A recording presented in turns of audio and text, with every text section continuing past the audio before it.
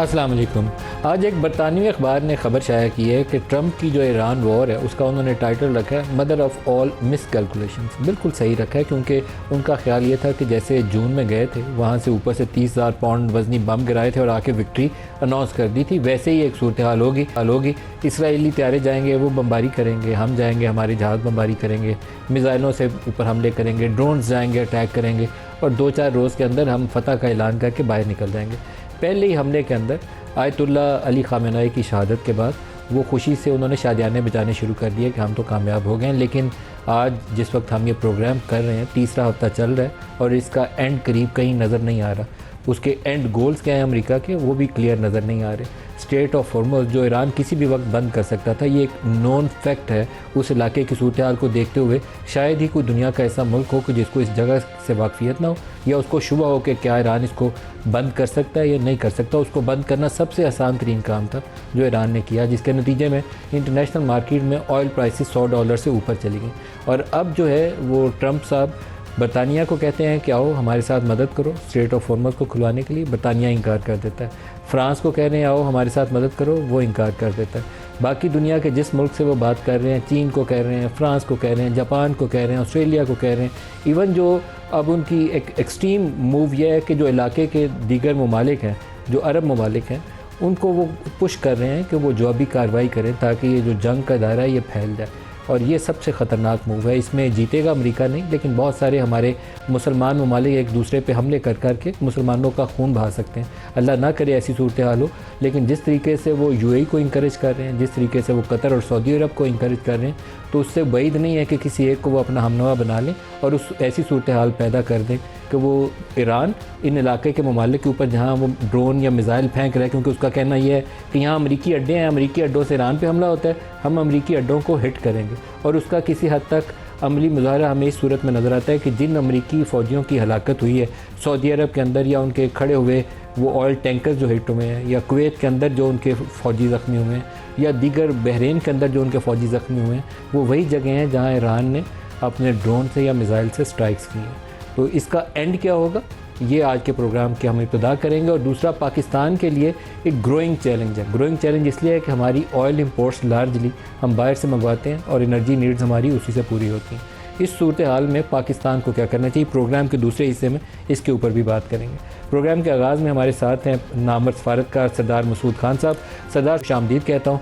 Sir, जहाँ आज ये जंग पहुँच चुकी है और ट्रंप साहब के जो बयानात हैं, बरतानिया को जो उन्होंने कहा और बरतानिया ने इनकार कर दिया, काफ़ी बड़ा सरप्राइज़ है कि स्टारमर नो कर सकता है ट्रंप को। मुझे ये देख के काफ़ी हैरत हुई। लेकिन नेटो को जितना मर्जी वो थ्रेटन करें, यूरोपियन अपने आप को पीछे हटा रहे हैं। आपको आगे आने वाले दिन क्या नज़र आता है? एक तो ये कि आलमी निज़ाम में बहुत बड़ा बिगाड़ आ गया है और ख़लीजी रियासतें इस हमले की जद में आई हैं जो अमेरिका की हलीफ थी, तो उसके बाद अमेरिका ने उनसे पूछे बगैर ये हमला किया है। एक और जो नतीजा हुआ इस जंग का वो ये है कि दुनिया ने ये देखा कि अमेरिका तन्हा खड़ा है, यानी उसके साथ इसराइल है, लेकिन जो उसके नेटो के दूसरे अरकान हैं वो खड़े नहीं हैं। उसके अलावा जो दूसरे ममालिक हैं वो भी उनकी बात सुनने के लिए तैयार नहीं, न चीन बात सुन रहा है, न रूस बात सुन रहा है, क्योंकि अमेरिका एक आलमी ताकत है। लेकिन जैसे कि आपने प्रोग्राम के आगाज़ में कहा कि इतनी बड़ी मिसकैलकुलेशन की है, जो नेटो के अरकान को मजबूर किया जा रहा है। मिसाल के तौर पर जो तुर्की के ऊपर हमले हुए हैं उसके ज़रिए तुर्की जो है वो नेटो का एक रुकन है और वहाँ आर्टिकल 5 इन्वोक करने की कोशिश की जा रही है, जिसके मुताबिक एक मुल्क के ऊपर हमला बाकी तमाम मुल्कों के ऊपर या बाकी तमाम नेटो के अरकान के ऊपर हमला तस्वुर किया जाएगा। लेकिन अभी बरतानिया के फॉर्मर आर्मी चीफ ने एक बयान दिया है और ये मतलब ये ऑथराइज्ड बयान होगा। उन्होंने ये कहा है कि ये नहीं हो सकता कि नेटो का एक रुकन जो है ख़ुद अपना फ़ैसला करके किसी जंग में जाए और उसका दिफा नेटो के अरकान करें। नेटो के जो पूरे का पूरा डॉक्ट्रिन है वो दिफाई है, ऑफेंसिव नहीं है, और उसमें बाहमी मुशावरत पहले ज़रूरी है। दूसरा, जो ख़ुद आपने एक और उसकी तरफ इशारा किया कि जो आलमी मंडियों पे बहरान आ गया है उसकी वजह से सदर ट्रंप निशाना तनकीद बन रहे हैं। वो ये उनकी सदर शी जिनपिंग के साथ एक मुलाकात थी, वो भी जो है उसमें ताख़ीर का इम्कान है। और उन्होंने रूस से अपील की है, कहते हैं पस पर्दा चीन से भी कहा है कि इस जंग को किसी न किसी तरीके से रुकवाया जाए या ईरान को बाज रखा जाए। जो पीछे पैगाम रसानी हो रही है उसमें भी ऐसे लग रहा है कि अमेरिका जो है ये डील ज़्यादा चाहता है बनस्बत ईरान के, क्योंकि उन्होंने ये कहा कि ईरान जी हमसे कोई डील करना चाहता है वो हमारे लिए काबिल कबूल नहीं है, क्योंकि उसकी शराइत ऐसी हैं कि हम उन्हें एक्सेप्ट नहीं कर सकते। जबकि ईरान के वज़ीर ख़ारजा ने यह कहा है कि हमने ना किसी ट्रूस के लिए कहा है, ना ही हम कोई मुज़ाकरात करना चाहते हैं, क्योंकि हम मुज़ाकरात के दौर में थे जब अमेरिका ने उनके ऊपर हमला किया। तो वो कहते हैं हम मज़ाहमत करेंगे, और फिर जो उन्होंने शराइत रखी हैं वो अमेरिका के लिए काबिल कबूल नहीं है, लेकिन पस पर्दा सफारतकारी चल रही है। तो जो माशी बहरान है उसकी जद में अमेरिका भी आ रहा है, आलमी मंडियाँ जो हैं वो उनमें उतार चढ़ाव है, और बहुत सख्त किस्म का एक किस्म का साइकोसिस की कैफियत है। तो इस वजह से ये है कि इससे पाकिस्तान भी मुतासर हुआ है। मैं पाकिस्तान जी फरमाइए। मसूद साहब, आपको ये नहीं लगता कि ये जो ग्लोबल आपने बल्कि एक जुमले में जिक्र भी किया, जो ग्लोबल अलायंसेस हैं वो शायद रीड्रॉ हो इस ईरान वॉर के बाद, पहले वाली सूरत बरकरार नहीं रह पाएगी, कुछ नई सूरत हाल बनेगी? जी बिल्कुल दुरुस्त है। और जो है खलीजी रियासतों के एक, बल्कि कतर के एक जो साबिक़ वज़ीर आज़म हैं, उनका नाम है हमद बिन जासिम, उन्होंने एक तजवीज़ दी है कि ये जिस तरीके से उन्होंने अपने आप को गैर महफूज किया, उनका कि खलीजी रियासतें और तुर्की और पाकिस्तान को एक किस्म का मिलिट्री मुआहिदा करना चाहिए, जैसा कि नेटो का है, मुसलमान ममालिक का भी एक नेटो होना चाहिए ताकि वो अपना दिफा कर सके। तो इससे मैं ये नहीं समझता कि ये ऐसा फौरी तौर पर मुमकिन हो जाएगा, और क्या उसमें किसी वक्त जो है ईरान जैसे मुल्क को भी शामिल किया जा सकता है, या इस्लामी ताउन तंजीम जिसका कोई मिलिट्री मसल नहीं है, जिसका कोई मिलिट्री डॉक्ट्रिन नहीं है, क्या वो इस के बारे में सोच सकते हैं। लेकिन एक चीज़ जो आपने जो इस सवाल में एक किस्म का जवाब दे दिया वो ये है कि रीड्रॉ हो चुकी हैं, यानी इस वक्त जो है जो बैनुल-अक़वामी पॉलिटिकल अलायंसेस जो हैं वो रिकन्फिगर हो गई हैं। वो मतलब उनका पूरे का पूरा एक नक्शा, नया नक्शा तरतीब पा रहा है। ख़ुद जो है यानी अमेरिका के अपने नेबरहुड में लातीनी अमेरिका बागी है, जो मार्क कार्नी हैं कनाडा के, उन्होंने एक अलग समत कर ली है, और वो सिलसिले में वो कहते हैं कि हम जो है आर्किटेक्ट का ख़ुद दिफा करेंगे, और उसके वो अपनी जो है अफवाज के ऊपर सरमाकारी कर रहे हैं। और वो कहते हैं हम, फिर उन्हें कहा कि जनाब आप ना हरमुज़ में मदद करो। उन्होंने कहा हम नहीं मदद करते, कि हम तो दुनिया को तेल बेचते हैं और इस सिलसिले में हम खुद कफील हैं, बल्कि सरप्लस है हमारे पास। इसी तरीके से जो है सब दो तीन चीज़ें हो रही हैं ना, बैकवर्ड हुई हैं। पहले ट्रंप साहब ने वो जो टैरिफ वॉर्स शुरू की थी, टैरिफ वॉर्स के नतीजे में कैनेडियन प्राइम मिनिस्टर जो थे वो चीन का विज़िट करके गए, स्टॉर्मर आए वो चीन का विज़िट करके गए। इंडिया के साथ यूरोपियन यूनियन ने एक ऐसी डील की जिसे वो मदर ऑफ ऑल डील्स कहते थे कि हमने नई डील कर ली। अब ये जो ईरान वॉर है जब भी ख़त्म हो और जिस शक्ल में भी ख़त्म हो, गल्फ़ रियासतों को ये तय तो करना पड़ेगा ना कि वो अड्डे अमेरिका को दे के महफूज है या अमेरिका को अड्डे दे के वो ज़्यादा वल्नरेबल हो गए हैं, क्योंकि अमेरिका उनको डिफेंड तो कर नहीं रहा। तो अड्डे क्यों दिए हैं उन्होंने? कतर पे जो पिछले साल भी हमला हुआ था, उसी अड्डे से अल-अदीद एयरबेस से ऑयल टैंकर उड़े, उन्हें इसराइली जहाज़ों में तेल डाला और उन्होंने जाके दोहा के अंदर ही अटैक कर दिया। तो at some stage they have to think about it कि अपना दिफा कैसे बेहतर करना। वो सही है, लेकिन जो खलीजी रियासतें बाहिसियत मजमूई इतनी ताकतवर नहीं है कि वो अमेरिका के सामने खड़ी हो सकें।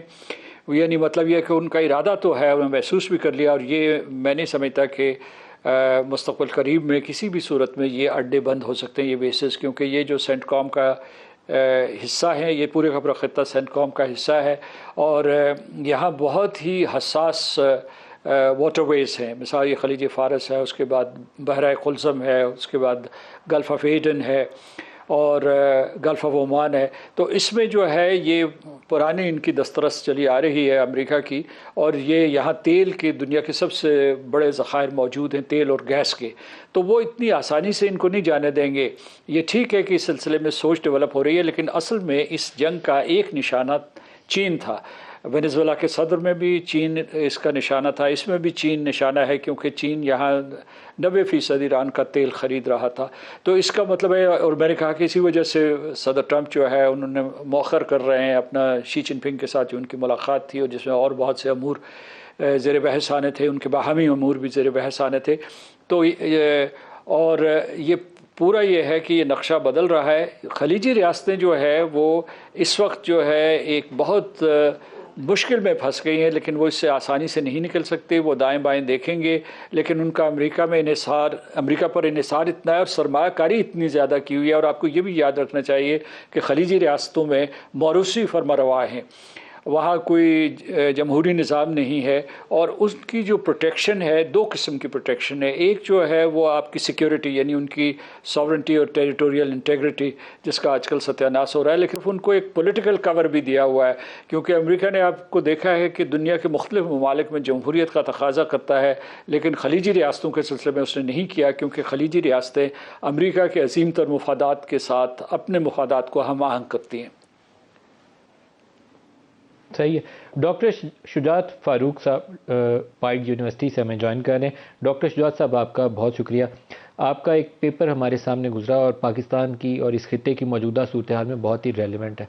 पाकिस्तान की वर्क फोर्स का एक बड़ा हिस्सा इन गल्फ़ ममालिक में, सऊदी अरब में काम करता है और वो रिमिटेंसेस भेजते हैं, जिससे पाकिस्तान की दाल रोटी चलती है। इस साल भी, ये जो रवां साल 30 जून को ख़त्म होना है, हमारी तवक्को ये है कि 40 अरब डॉलर से ज़ायद रिमिटेंसेस की मद में पाकिस्तान आएगा। और वो तजारती खसारा जो इस साल 40 अरब डॉलर के करीब ही हो सकता है, उसको कवर करने में पाकिस्तान के लिए लाइफ लाइन की हैसियत रखता है।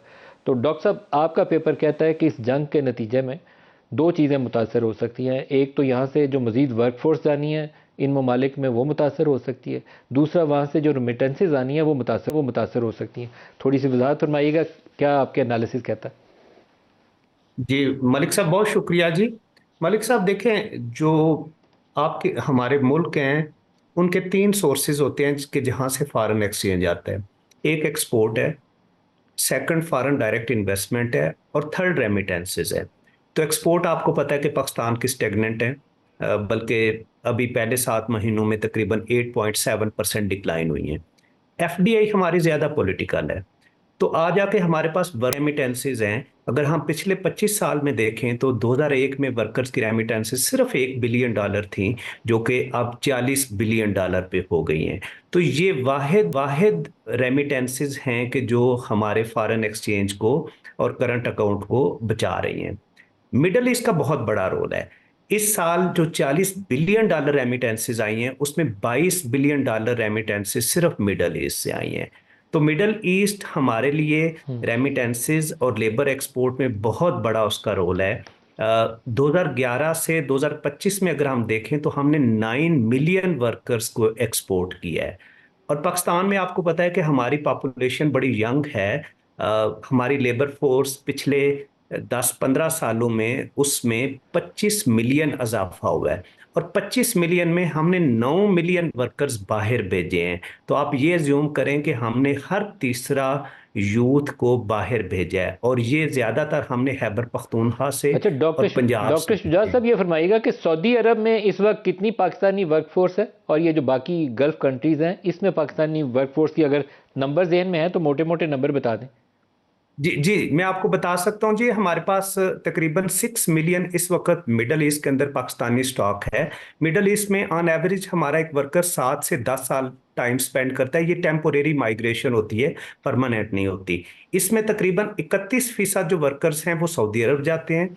तकरीबन 22-23% वर्कर्स यूएई जाते हैं, और बाकी फिर ओमान, कतर और छोटे मुल्कों में जाते हैं। तो सबसे बड़ी जो डेस्टिनेशन है वो सऊदी अरेबिया है। तकरीबन ज्यादा वर्कर्स वहां पे जाते हैं, और फिर हमारे पास यूएई है। और आपके ख्याल में ये जो मौजूदा जंग की सूरत हाल है, अगर सालाना 6-7 लाख लोग जाते होंगे पाकिस्तान से, आई बिलीव, तो अगर इतना नंबर जा रहा था तो अब तो वो रुक जाएगा, तो इस साल फिर वो लोग नहीं जा पाएंगे, तो क्या असरात मुरतब होंगे? जी आप देखें, जब कोविड आया था तो कोविड में 2020 और 21 में तकरीबन 1 मिलियन वर्कर नहीं जा पाया था। और जाहिर है उसका रेमिटेंसेस पे भी इम्पैक्ट आया, अगरचे हमने कम बैक किया। 2022 और 23 में तकरीबन 8 लाख से 9 लाख वर्कर्स हर साल जा रहे थे। तो जो चांसेस हमें इस वक्त लग रहे हैं कि अगर ये वार प्रोलॉन्ग होगी तो आपको पता है, एक तो मिडल ईस्ट में रिसेशन आएगा, और दूसरा वैसे भी टेम्पोरेरी माइग्रेशन है। तो चांसेस हैं कि इस साल जो एक रफ एस्टिमेट कह रहे हैं, तकरीबन 4 से 5 लाख पाकिस्तानी वर्कर्स बाहर नहीं जा पाएगा। और अगर ये वार प्रोलॉन्ग हुई तो मैंने आपको अर्ज किया कि तकरीबन 6 मिलियन इस वक्त पाकिस्तानी मिडल ईस्ट में हैं। तो हो सकता है कि कोई 8 लाख से लेके तकरीबन 1.5 मिलियन तक वर्कर्स को वापस आना पड़े। तो इसका बड़ा ह्यूज रेमिटेंसेस पे इम्पैक्ट होएगा, जो कि डिपेंड करता है वार कितनी प्रोलॉन्ग होगी। लेकिन एक रफ हमारे एस्टिमेट कह रहे हैं कि तकरीबन 2 से 3 बिलियन डॉलर पाकिस्तान की जो रेमिटेंसेस मिडल ईस्ट से आ रही हैं वो कंप्रोमाइज होंगी। ये तो एक मेजर शॉक होगा पाकिस्तान के लिए, क्योंकि इस वक्त जी सूरत हाल ये है कि पहले 8 माह में जो ट्रेड के स्टैटिस्टिक्स हैं, पाकिस्तान ने 8 माह में 20 अरब डॉलर की बरामदात की हैं जो पाकिस्तान से बाहर माल भेजा। 45 बिलियन डॉलर मुल्क के अंदर माल मंगवाया और 25 अरब डॉलर का ट्रेड डेफिसिट है। सबसे बड़ी ये एक पाकिस्तान के लिए सरदर्दी यही है कि ये पैसा कहाँ से आएगा जिसके साथ हम पाकिस्तान को चलाएंगे। मसूद साहब, जो इस वक्त एक और बड़ी डेवलपमेंट हुई है वो हम वीकेंड के ऊपर इस्लामाबाद के अंदर 2 अफगानिस्तान के ड्रोन आए, दोनों को मार गिराया गया और वो बड़े देसी साख्ता ड्रोन थे, कोई लेटेस्ट टेक्निक वाले नहीं थे।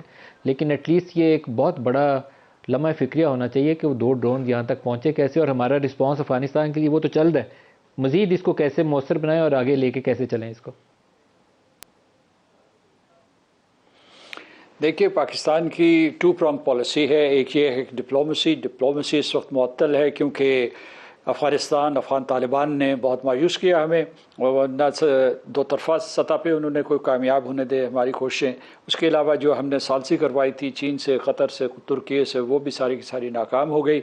और उसके बाद उन्होंने हिंदुस्तान की प्रॉक्सी बन के, पहले तो हम कहते थे तहरीक तालिबान पाकिस्तान जो है उनको हम ज़िम्मेदार ठहराते थे, या दाइश को। अब बराह रास्त जो अफ़गान तालिबान ने हिंदुस्तान की प्रॉक्सी बन के पाकिस्तान की मगरबी सरहद को खोल दिया है। हमारी तरफ से जितने भी हमले हुए हैं, जवाबी हमले हुए हैं, जवाबी कार्रवाई हुई है, वो एक टारगेटेड होते थे और दूसरे प्रोपोर्शनेट होते थे, मतलब मुतनासिब और सही ठिकानों के ऊपर जहाँ दहशतगर्दों की पनाहगाहें हैं। और अब जो है अक़वाम मुत्तहिदा भी इसे साबित कर चुकी है कि किस तरीके से अफ़गान तालिबान के मुख्तलिफ धड़े जो है इनकी सरपरस्ती कर रहे थे, इनकी पुश्तपनाही कर रहे थे ये दहशतगर्द ग्रोहों की। तो इस तरीके से हम अफ़गानिस्तान के साथ भी हालत जंग में आ गए हैं। अब ये जो ने इस्तेमाल किए हैं और वो इस्लामाबाद तक पहुँचे, यानी इस्लामाबाद रावलपिंडी तक पहुँचे, और उसके बाद जो है मुख्तलिफ़ जगहों पे उन्होंने जो है पाकिस्तान अफ़गानिस्तान सरहद के करीब जो शहर हैं वहाँ भी उन्होंने हमले किए हैं। तो इससे एस्केलेशन की थ्रेशोल्ड बढ़ गई है। और ये है कि इसका मतलब ये है कि हिंदुस्तान इस वक्त जो ईरान की जंग है उससे फ़ायदा उठा के पाकिस्तान को यहाँ मसरूफ़ रखना चाहता है और ज़्यादा से ज़्यादा नुकसान पहुँचाना चाहता है। ये इससे अगर उनकी जगह, लेकिन लोग ये भी कह रहे हैं साथ साथ कि इस वक्त जो है अफ़गान तालिबान पाकिस्तान के जो ताबड़तोड़ हमले थे, जो जवाबी कार्रवाई थी काबुल, कंदहार, नंगरहार, पख्तिता, उसकी वजह से जो है थोड़े से एक किस्म के घबराए हुए हैं और मुख्तलिफ लोगों से रब्ते कर रहे हैं कि कोई सफारतकारी करवाई जाए। चीन मुतहर्रिक हुआ है। पाकिस्तान हमेशा समझता है कि चीन पाकिस्तान और अफ़गानिस्तान के अजीम तर मुफादात को और उनके इलाकाई ताअमुन को समझता है और उसके लिए जो है वो अपना सियासी सरमाया इस्तेमाल कर सकता है। तो हम दोनों राहें इख्तियार करेंगे, लेकिन ये है कि किसी न किसी तरीके से जो है हमें अफ़गान तालिबान को ये समझाना होगा कि उनकी बका भी, मैं बल्कि अफ़गान तालिबान की बका का ये कर रहा हूँ कि इसमें है कि वो पाकिस्तान के साथ मामलात तय कर दें और दहशत गर्दों की पनाहगाहें ख़त्म करें। उसके अलावा जो है जो वादे किए हैं they should be substantive and verifiable. ये नहीं कि जैसे वो फतवे देते रहें मुल्ला साहब। अगर एक आपसे सवाल पूछूं कि जो पाकिस्तान और अफ़गानिस्तान का बॉर्डर है, ये आज तक हमने कभी इस पे अमन नहीं देखा। जब से होश संभाली है इसके अंदर जो मर्जी हुकूमत हो, ये तालिबान या जहाद अफ़गानिस्तान से पहले वाली भी और बाद वाली भी, पाकिस्तान के लिए चैलेंजिंग ही रहा है। तो क्या ये मौका नहीं है कि जब पाकिस्तानी एयरफोर्स वहाँ पे TTP के कैंप्स को ठिकाने लगा रही है तो एक बफर जोन क्रिएट करने की कोशिश की जाए, वाखान कॉरिडोर है उसका इंतज़ाम संभालने की कोशिश की जाए, चीन को साथ मिलाया जाए और इंगेज करके एक बफर जोन बनाए ताकि वहाँ से टेररिज्म का स्पिल ओवर तो ख़त्म हो जाए। बफर जोन बनाने के लिए जो वाखान स्ट्रिप में हमें जो है फ़ौजी कार्रवाई करनी होगी और मेरा ख्याल है कि उससे कई उलझनें पैदा हो सकती हैं। अगरचे वो एक बहुत अच्छा सलूशन नज़र आता है, लेकिन ये जो बफर जोन है वो कायम की जाए। अगर अफ़गानिस्तान पाकिस्तान बॉर्डर पे 2600 किलोमीटर के करीब है और इसे बफर जोन बनाने के लिए फ़रीक़ैन के लिए मुत्तफ़िक होना ज़रूरी है, और मैं नहीं समझता कि अफ़गानिस्तान मौजूदा हालात में मुत्तफ़िक होगा।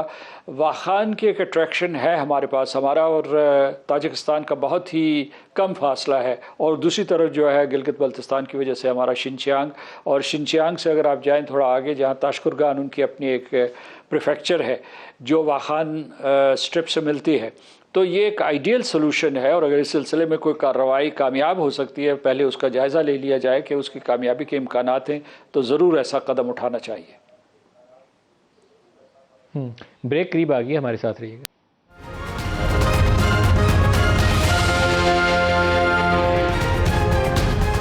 प्रोग्राम में दोबारा खुशामदीद कहते हैं। जितनी दुनिया में तेल की कीमतें ऊपर जा रही हैं, $100 से तो ऊपर हैं, लेकिन अगर हुर्मुज़ की बंदिश रहती है जहाँ से लार्जली को 20% से ज़्यादा तेल गुजरता है, तो एक इम्कान यह है कि अगर ये 2 हफ्ते मज़ीद रहें तो $120 से $150 के दरमियान में कहीं जाके प्राइसेस सेटल हो सकती हैं।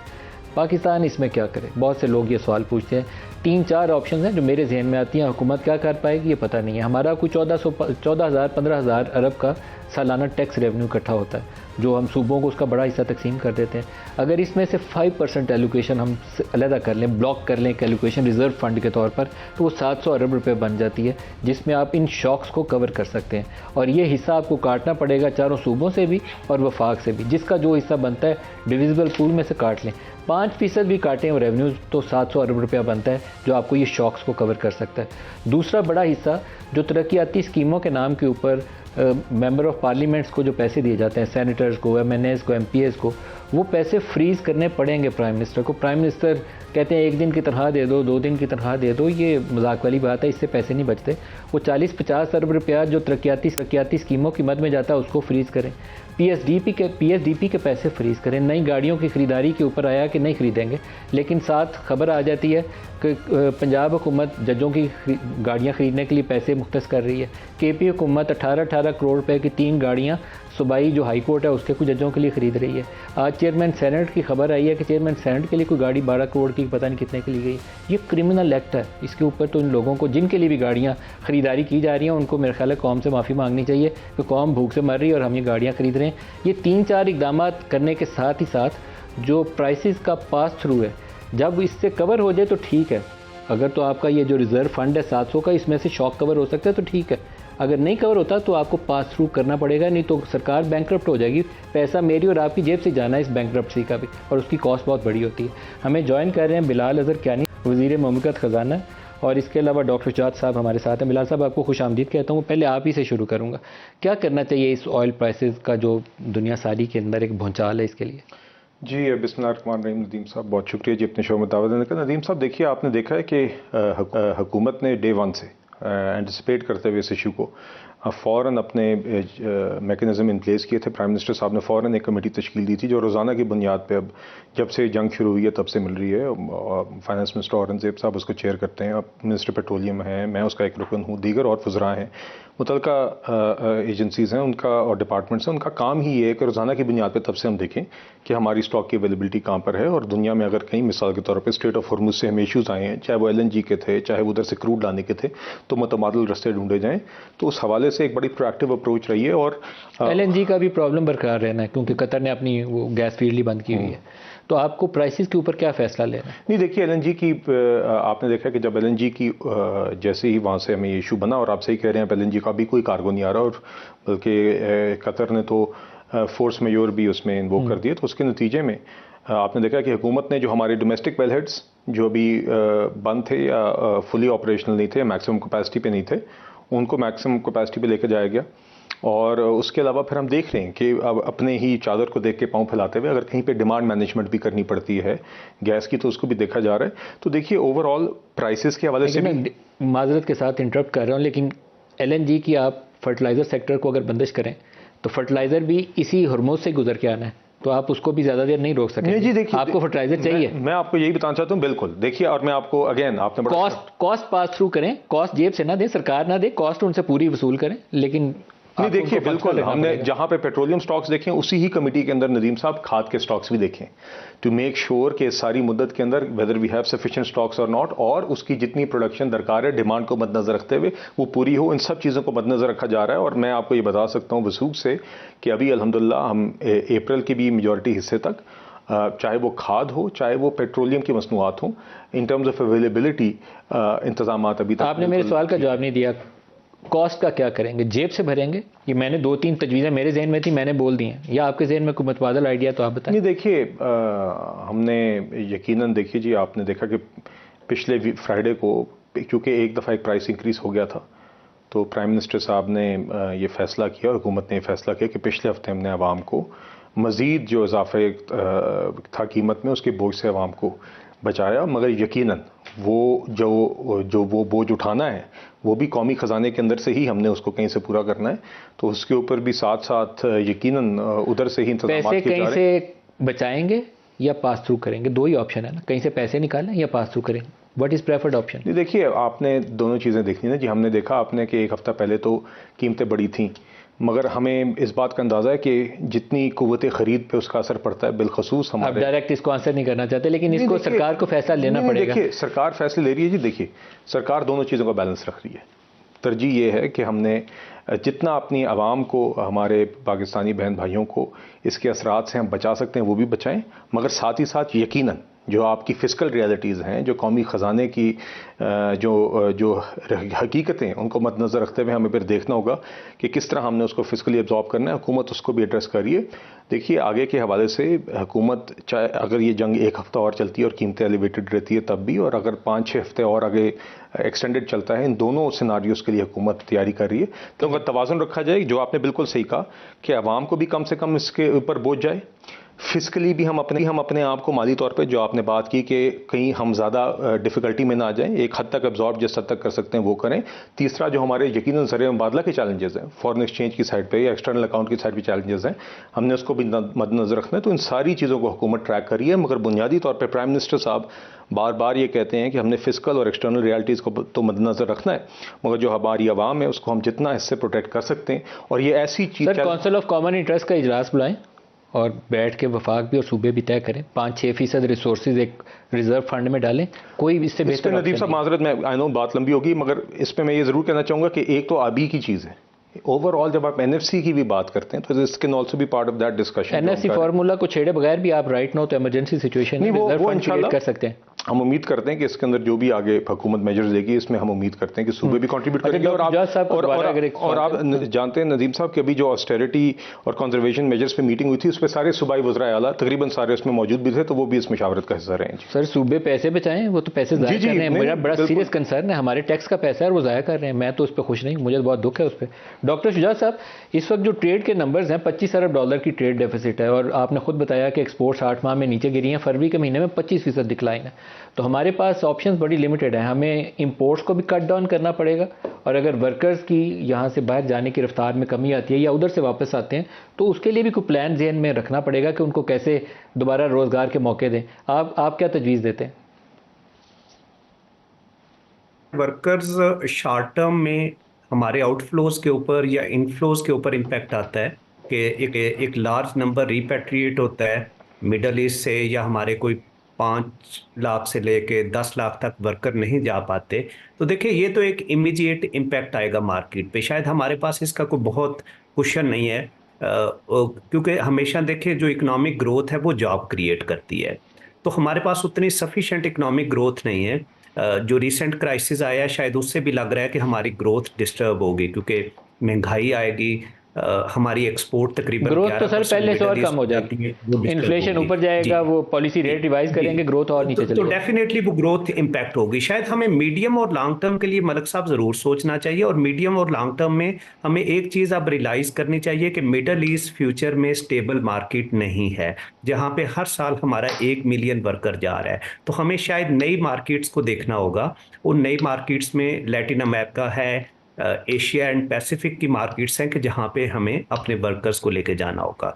जो एक और चैलेंज मैं आपको बताऊंगा वो ये है कि मिडल ईस्ट से हमारा वर्कर जब 7 से 10 साल के बाद वापस आता है तो उसके पास थोड़ी बहुत सेविंग होती है, लेकिन हमारे पास कोई प्रॉपर री इंटीग्रेशन फ्रेमवर्क नहीं है, जिस तरह फिलीपाइन का या बहुत से मुल्कों का है कि वो अपना अच्छा तजर्बा लेके आता है और उसको यहाँ पे हम एक डिसेंट इंटीग्रेशन करवाएं। तो शायद हमें एक अच्छी री इंटीग्रेशन फ्रेमवर्क बनाना चाहिए कि जहाँ उसका हुनर उसकी सेविंग को हम अच्छे तरीके से यूटिलाइज करें। लेकिन उससे जो बड़ी चीज मैं डॉक्टर शुजात साहब, अगर आप एक कौमी खिदमत का काम होगा, अगर आप इस पर मजीद काम करके कुछ ये तजावीज़ दें कि उन वर्कर्स को अगर री इंटीग्रेट करना है तो उसके लिए क्या क्या पॉसिबल ऑप्शन हैं, जो मुल्क कर रहे हैं उनका तजर्बा सामने रखते हुए, तो शायद ये एक कौमी सर्विस होगी, नहीं तो सरकार तो बैठी रहेगी ऐसी। जी जी बिल्कुल। आप देखें, हम ज्यादा सिर्फ हाउसिंग तक हम लिमिट रहते हैं, जहां पे हम प्लाट्स के अंदर, रियल स्टेट के अंदर इन्वेस्ट कराते हैं। जो एक और चीज मैं आपको अर्ज करना चाहूंगा वो ये है कि हमें शायद अपनी डोमेस्टिक लेबर पॉलिसी को देखना होगा। हम एक डेमोग्राफिक ट्रांजिशन में हैं, हमारी 60% पॉपुलेशन बिलो 25 ईयर है, और हमें वो ग्रोथ चाहिए जिससे जॉब क्रिएशन हो। तो जब तक हमारी ग्रोथ नहीं होगी, उस वक्त तक हमें जॉब क्रिएशन नहीं होगी। शायद हमें अपने ह्यूमन कैपिटल पे, इंडिजिनियस ह्यूमन कैपिटल पे फोकस करना होगा। इतना सफिशेंट हम अपनी तालीम पे पैसा लगाएं कि हमारे बच्चे वो इधर जॉब करें, ना कि वो बाहर के मुल्कों में जाके ढूंढें। तो देखें, जहाँ पे हमारे पास तालीम, थोड़े बच्चे हैं जो पढ़ लिख रहे हैं, लेकिन जो अच्छे बच्चे पढ़ के वो इस मुल्क से बाहर जा रहे हैं। तो ब्रेन ड्रेन भी एक बड़ा चैलेंज आ रहा है कि जो हम इस वक्त फेस कर रहे हैं। बिलाल साहब, आप बताएं, आप इस पे क्या कर सकते हैं, क्योंकि हम पढ़ा के बच्चे बाहर भेज के भी खुश थे कि रिमिटेंसेज आ रही हैं, अब बाहर वाला भी चैलेंज है। ये देखिए नदीम साहब, ये तो अभी वॉर अनफोल्ड हो रही है और साथ साथ यकीनन ये चैलेंजेस आएंगे जी। और मगर आपको इन ये पे अभी से नजर रखनी चाहिए। नहीं और रख रहे हैं, ये कि मुश्किल में फंसने के बाद गौर करें। नहीं नदीम साहब, आज से नजर रख रहे हैं। और देखिए, इसीलिए जो इसमें अपॉर्चुनिटीज हैं हम वो भी आज से कैपिटलाइज करने की कोशिश कर रहे हैं। मैं आपको 2 मिसालें देता हूँ। एक, अगर गल्फ के अंदर खाने की अशिया की अगर वहाँ पे कोई अभी ज़रूरत है तो उसको हम पूरा करने के लिए कोशिश, और खाने की भी, दोनों की जरूरत। इसी तरह हमारे लिए ट्रांसशिपमेंट की कुछ अपॉर्चुनिटीज़ बनी हैं वहाँ के पोर्ट्स बंद होने की वजह से, उसके लिए भी कुछ बुकिंग्स हमारी हुई हैं और हम कोशिश कर रहे हैं कि इसके अंदर जो अपॉर्चुनिटी है उसको भी अवेल करें। मगर आप नदीम साहब ये मानेंगे कि पेट्रोलियम के हवाले से दैट्स वन एग्जांपल जहाँ पे we were ahead of the curve. हमने पहले दिन से एंटिसिपेट करके, आपने देखा और ममालिक के अंदर लॉ एंड ऑर्डर सिचुएशन भी हुई है, अल्हम्दुलिल्लाह यहाँ पे कदरन बेहतर हालात रहे। मगर एक जो मैं आपके सामने एक रियलिटी रखना चाहूँगा, जो डॉक्टर साहब भी जिससे डिसएग्री नहीं करेंगे, वो ये कि देखिए, ये जो एक होता है कि एक पर्टिकुलर दुनिया का हिस्सा मुतासर हुआ हो और बकिया दुनिया एक और तरीके से चल रही हो। ये जो जंग चल रही है और जो इसके मुआशी असरात हैं, ये ग्लोबल इकोनॉमी को हर्ट कर रहे हैं। एक ग्लोबल इकोनॉमिक जो भी आपकी ट्रैजेक्टरी थी, मेल्टडाउन है जी, ग्लोबल मेल्टडाउन, क्योंकि जो एनर्जी प्राइसेस हैं और जो सप्लाई चेन की डिस्टर्बेंस के असरात हैं, वो पूरी दुनिया, कोई दुनिया का हिस्सा नहीं है जो उससे बचा हुआ है। तो इसीलिए आपका ओवरऑल पाए एक दुनिया का मुतासर होना है, श्रिंक होना है। मगर यकीनन हमने उसको हमने हेड ऑन लेना है और हमने इस चैलेंज को हमने उसको एड्रेस करना है। तो बिल्कुल जी, हम इंशाल्लाह विल मेक श्योर फर्स्टली कि अगर इंशाल्लाह जब ये जंग ख़त्म होती है कि वहाँ पर जो जितना हम इंश्योर कर सकते हैं कि प्रिजर्व हो सके हमारा HR भी और हमारी ट्रेड भी मिडल ईस्ट में, वो भी रखें। और बकिया यकीनन आई थिंक जितनी हम डिवर्सिफिकेशन और ग्रोथ ऑफ अपॉर्चुनिटीज़ करें दूसरी मार्केट के अंदर, उतना बेहतर है। और this applies both to our human resources and to our exports. तो वो इंशाल्लाह साथ साथ एफर्ट्स जारी रहेंगे जी। डॉक्टर शुजात साहब, आपका अगर मैं इस साल का 30 जून को पूछूं ग्रोथ के हवाले से एस्टिमेशन, तो आप क्या बताएंगे? क्योंकि आपकी इन्फ्लेशन ऊपर जानी है, आपकी एनर्जी कॉस्ट ऊपर जानी है, आपका मुमकिन तौर पर अगर ये एनर्जी कॉस्ट ऊपर जाए तो आपका पॉलिसी रेट भी ऊपर जाएगा, तो आपकी ग्रोथ तो जीरो पे आ जाएगी। नहीं, जीरो पे तो नहीं आएगी। मेरे ख्याल से आप देखें, कुछ हमारे लिए अपॉर्चुनिटीज भी निकलेंगी और कुछ अपसेट भी होंगे। मिडल ईस्ट को हमारी तकरीबन 11% एक्सपोर्ट जाती हैं और कुछ मिडल ईस्ट कॉरिडोर भी है यूरोप के लिए। तो देखें, हमारी एक्सपोर्ट कुछ ना कुछ तो हर्ट होंगी। जब एक नॉर्मल सिचुएशन थी तब भी हम पिछले 7 माह में तकरीबन हमारी 7 से 8% एक्सपोर्ट नीचे गई हैं। तो जाहिर है इन्फ्लेशन और ऑयल इंपोर्ट ये डेफिनेटली एक स्टैगफ्लेशन की पोजीशन क्रिएट करेगा कि जहाँ पे मे बी चांसेस हैं कि ऑयल की प्राइस बढ़ने से इन्फ्लेशन भी आए और थोड़ी सी अनएम्प्लॉयमेंट भी बढ़ेगी। तो मेरे ख्याल से हमारी ग्रोथ अराउंड 3% रहेगी। और 3% को बहुत अच्छी हैंडसम ग्रोथ नहीं है, क्योंकि हमारी पॉपुलेशन ग्रोथ भी तकरीबन 2.4% है। तो मे बी हमको बहुत सिग्निफिकेंट पर कैपिटा इनकम को इंक्रीज नहीं कर पाएंगे इस साल। सही। डॉक्टर शुजात साहब, आपका भी और बिलाल अज़हर कैनी से भी शुक्रिया। लेकिन ये सवालात ऐसे हैं और ये इशू ऐसा है कि जिसके ऊपर रोज़ाना बहस हो तो बहुत ही अच्छा है, ताकि बेहतर फैसले किए जा सकें। आज के प्रोग्राम से इतना ही, इजाज़त दीजिए। अल्लाह हाफ़िज़।